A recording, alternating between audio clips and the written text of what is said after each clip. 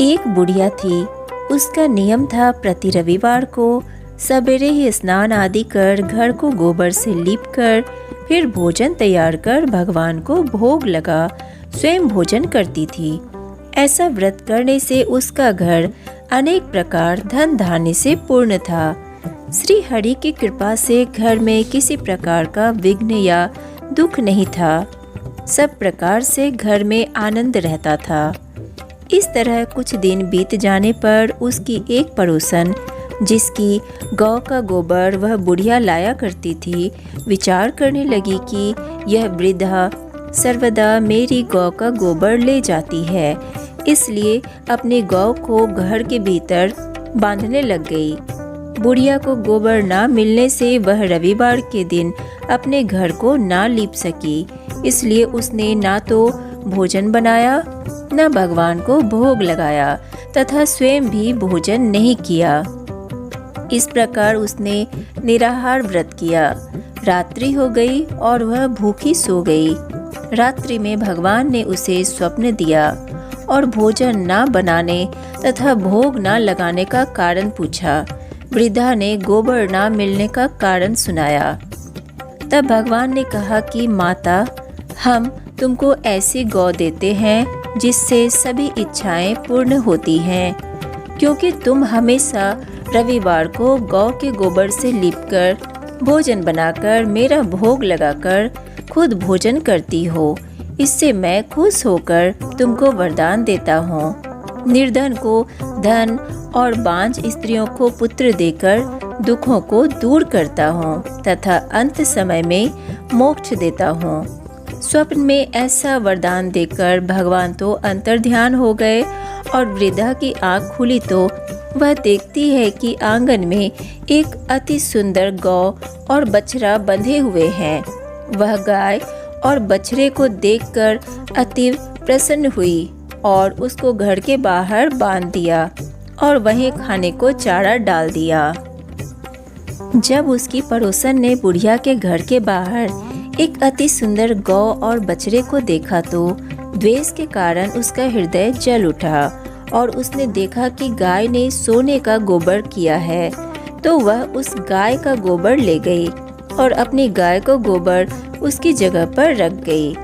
वह नित्य प्रति ऐसा ही करती रही और सीधी साधी बुढ़िया को इसकी खबर नहीं होने दी।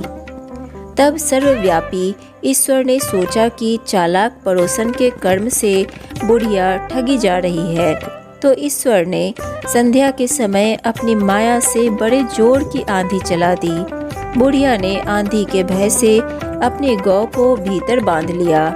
प्रातःकाल जब वृद्धा ने देखा कि गौ ने सोने का गोबर दिया है, तो उसके आश्चर्य की सीमा न रही और वह प्रतिदिन गौ को घर के भीतर बांधने लगी।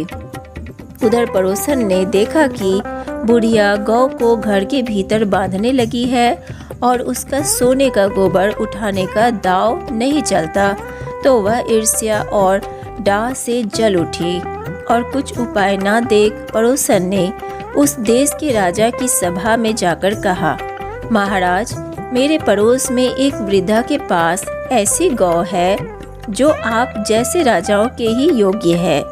वह नित्य सोने का गोबर देती है। आप उस सोने से प्रजा का पालन कीजिए। वह वृद्धा इतने सोने का क्या करेगी?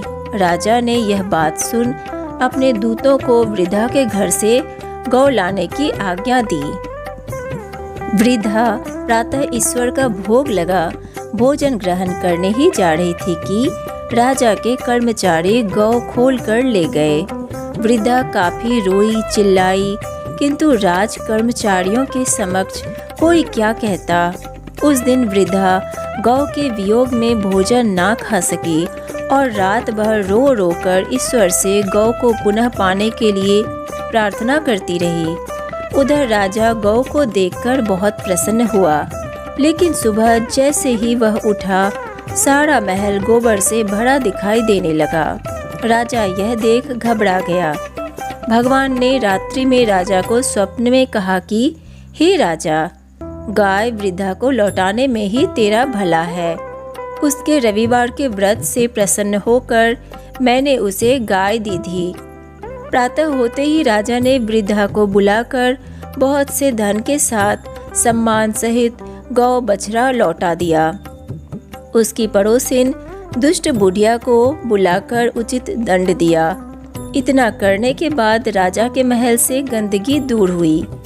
उसी दिन राजा ने नगरवासियों को आदेश दिया कि राज्य की तथा अपनी समस्त मनोकामनाओं की पूर्ति के लिए रविवार का व्रत करो। व्रत करने से नगर के लोग सुखी जीवन व्यतीत करने लगे।